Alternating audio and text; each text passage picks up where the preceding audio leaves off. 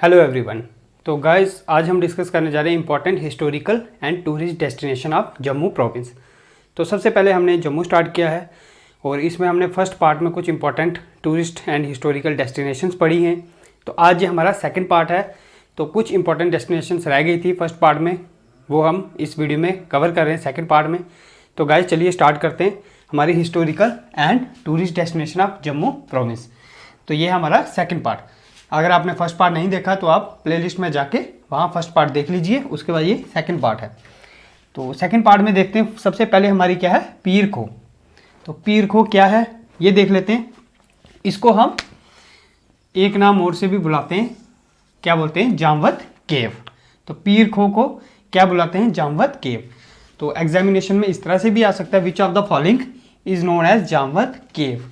तो किसको बोलते हैं, पीर खो को। आपको 4 ऑप्शन दिए गए होंगे और आपने करेक्ट ऑप्शन जो है वो चूज करना है। तो करेक्ट आंसर क्या है, जामवत केव। तो जो पीर खो है, यहाँ एक शिवलिंग है जो नेचुरली फॉर्म हुआ है, एक शिवलिंग।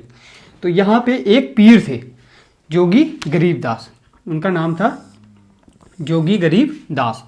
तो ये भी पूछ सकते हैं पीर खो में जो पीर थे, एक सेंट थे, उनका नाम क्या था। तो उनका नाम था जोगी गरीब दास। तो ये भी आपको पता होना चाहिए।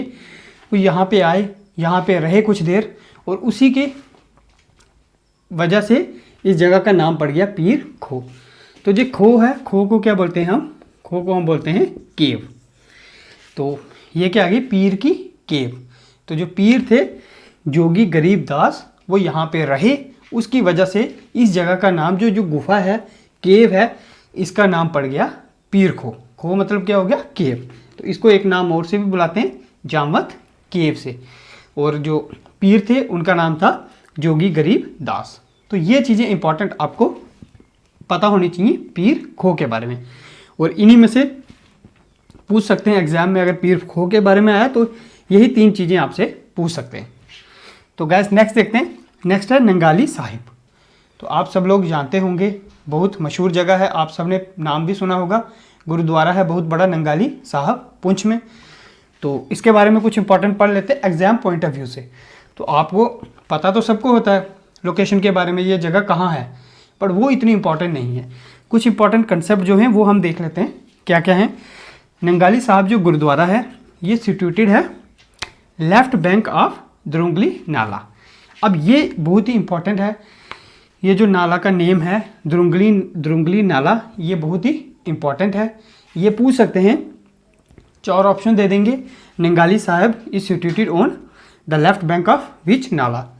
तो आपको ऑप्शन दिए जाएंगे और करेक्ट आंसर क्या है, द्रुंगली नाला।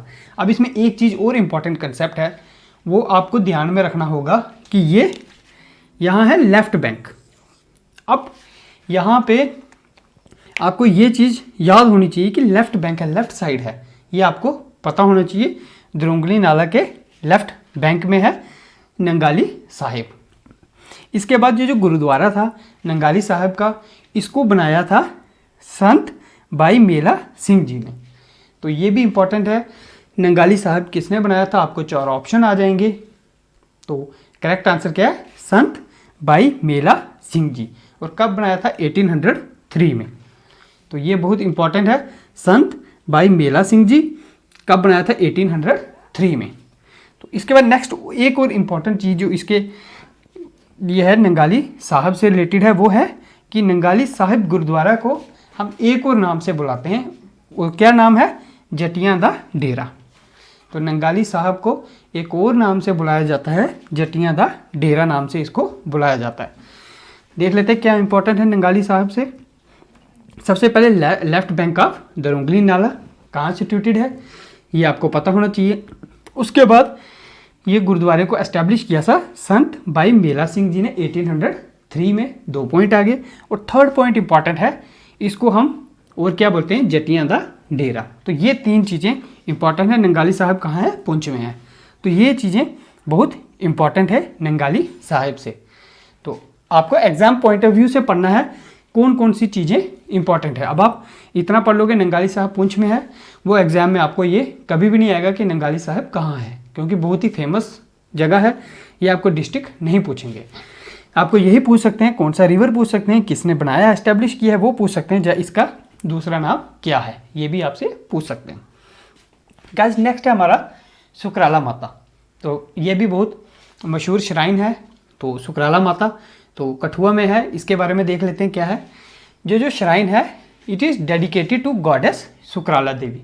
तो कौन सी गॉडेस को डेडिकेटेड है? Goddess Sukrala Devi, incarnated in the shape of shila. तो जो गॉडेस हैं सुकराला देवी, उनकी एक शिला के शेप में है वो, ऑन ब्रास लाइन। तो किसमें के ऊपर है? Seated on brass line. तो ब्रास के लाइन है, लाइन के ऊपर बैठे हुए हैं विद सिल्वर माउंटेड हेड, और जो हेड है वो सिल्वर का है, सिल्वर माउंटेड हेड। तो ये कहाँ है सुकराला माता? ये है 9.60 किलोमीटर फ्रॉम बिलावर। तो बिलावर से ये 9.60 किलोमीटर दूर है सुकराला माता। कौन सी डिस्ट्रिक्ट में है? ये है कठुआ में। तो इसके बाद नेक्स्ट है गाइज हमारा परमंडल। तो ये भी आपने नाम सुना होगा, इम्पॉर्टेंट जगह है, बहुत मशहूर है ये जम्मू सिटी से 40 किलोमीटर दूर है परमंडल। 40 किलोमीटर दूर है जम्मू सिटी से। तो जो इम्पॉर्टेंट चीज़ है परमंडल की, जो एग्जाम में आ सकती है, वो ये है कि it is located on the bank of Devika river. तो सबसे इम्पॉर्टेंट क्या है परमंडल से? देविका रिवर। तो परमंडल किस नदी के किनारे है? वो है देविका रिवर। तो ये चीज़ आपको एग्जाम में आ सकती है। आपको ये नहीं पूछेंगे कि कितने किलोमीटर दूर है जम्मू सिटी से, तो ये एग्जाम पॉइंट ऑफ व्यू से नहीं आएगा। आपको एग्जाम में पूछा जाएगा लोकेटेड ऑन विच रिवर पूछ सकते हैं। तो कौन सी रिवर है? देविका रिवर। तो ये चीज़ आपको एग्जाम में आ सकती है एग्जाम पॉइंट ऑफ व्यू से। तो क्या है? देविका रिवर। तो आपको ये चीज़ याद रखनी होगी, और आपको ये डिस्टेंस कहीं भी नहीं पूछेंगे, किसी एग्जाम में नहीं पूछेंगे कि कितने किलोमीटर डिस्टेंस है। ये सिर्फ नॉलेज के लिए हमें पता होना चाहिए कितने किलोमीटर है, बट कभी भी एग्जाम में डिस्टेंस नहीं पूछते। तो located on which river? Devika river. तो ये हो गया हमारा परमंडल। तो नेक्स्ट देख लेते हैं गाइस, नेक्स्ट है हमारा बुड्ढा अमरनाथ। तो ये भी आप सब लोगों ने सुना होगा बुड्ढा अमरनाथ के बारे में। बहुत ही मशहूर जगह है, बड़ी जगह है, holy place of Lord Shiva. तो यहाँ पे शिव शंकर जी का यहाँ शिवलिंग है, शिव शंकर जी का बहुत बड़ा मंदिर है, यहाँ पे एक शिवलिंग है। तो देख लेते हैं इसके बारे में। जो इम्पोर्टेंट पॉइंट है बुड्ढा अमरनाथ का वो क्या है? Buddha Amarnath is situated on left bank of Pulsata stream. तो ये कहाँ सिचुएटेड है? लेफ्ट बैंक, लेफ्ट साइड है ऑन पुलसाता स्ट्रीम के। तो पुलसाता स्ट्रीम है उसके लेफ्ट बैंक में है बुड्ढा अमरनाथ। तो ये चीज़ आपको पता होनी चाहिए, याद होनी चाहिए कौन सी स्ट्रीम है। आपको पूछ सकते हैं ऑप्शन में, आपको जैसे यहाँ द्रुंगली नाला था, ये दे सकते हैं देविका रिवर है। इस तरह से आपको कुछ भी आ सकता है, बट आपको पता होना चाहिए कि जो द्रुंगली नाला है ये किसके साथ एसोसिएटेड है? नंगाली साहब के। और देविका रिवर है परमंडल के। और जो हमारा पुलसाता स्ट्रीम है ये किसके साथ एसोसिएटेड है? बुड्ढा अमरनाथ के साथ। तो Buddha Amarnath situated on left bank, ये भी याद रखना, लेफ्ट बैंक। बुड्ढा अमरनाथ भी लेफ्ट बैंक है, और हमारा नंगाली साहब है वो भी लेफ्ट बैंक है। दोनों पुंछ में है, बुड्ढा अमरनाथ भी पुंछ में है और नंगाली साहब भी पुंछ में है, और दोनों लेफ्ट बैंक में है। एक है द्रुंगनी नाला के लेफ्ट बैंक में और एक है पुलसाता स्ट्रीम के लेफ्ट बैंक में। तो ये 25 किलोमीटर है in the north east of Poonch town. तो जो पुंछ टाउन है उसके नॉर्थ ईस्ट में है 25 किलोमीटर्स। तो ये कुछ इंपॉर्टेंट डेस्टिनेशंस थी historical and tourist Jammu province की। तो फर्स्ट जो हमारा लेक्चर था, फर्स्ट पार्ट, उसमें हमने कुछ इंपॉर्टेंट देखी थी डेस्टिनेशंस। तो चाहे हमारा अमर महल हो, चाहे हमारा बागे बाहू फोर्ट हो, तो बहुत सी और हमने इंपॉर्टेंट डेस्टिनेशंस देखी थी। अगर आपने वो वीडियो नहीं देखी है तो प्ले लिस्ट में जाके आप वो वीडियो देख लीजिए।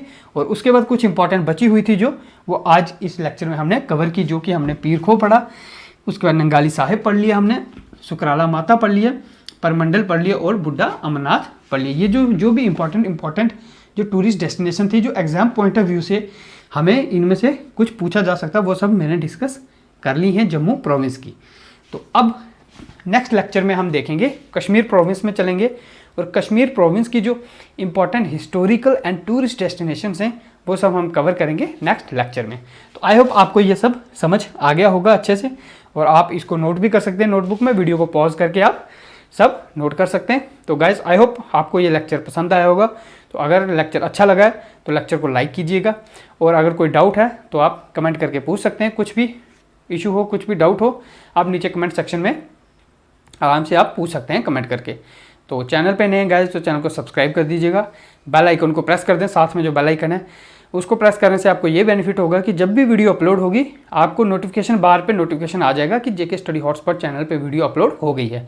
वहाँ पे आप क्लिक करके आप वीडियो देख सकते हैं। ऐसे आपने सब्सक्राइब किया होगा बट आपको वो लेट शो होगी, आपको नोटिफिकेशन नहीं आएगी, बट अगर आपने बेल आइकन प्रेस किया आपको उसी वक्त नोटिफिकेशन आ जाएगी।